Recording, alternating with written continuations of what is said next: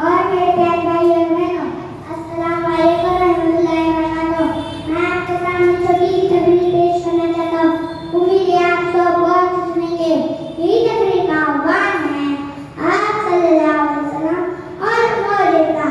एक बार का वाक़या है, एक यहूदी औरत ने आप सल्लल्लाहु अलैहि वसल्लम को दावत की। आप सल्लल्लाहु अलैहि वसल्लम ने दावत कबूल कर ली।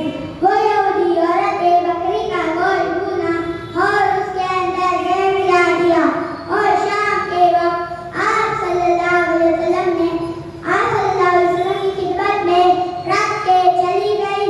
आप सल्लल्लाहु अलैहि वसल्लम ने बकरी के बाजू का एक छोटा सा लुक़मा उठाया और खाने लगे। आपके सहाबी बैठे हुए थे, उन्होंने भी लुक़मा खाया।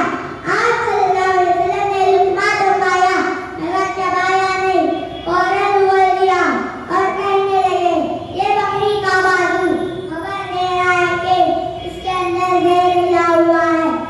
वो यहूदी औरत को गिरफ्तार कर लिया और कहने लगे, ये बकरी का बाजू खबर दे रहा है कि इसके अंदर जहर मिला, जो मेरे हाथ में है।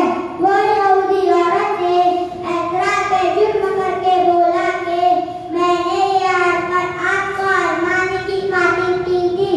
आप सल्लल्लाहु अलैहि वसल्लम को बदलाने पसंद नहीं, उसको माफ किया। मगर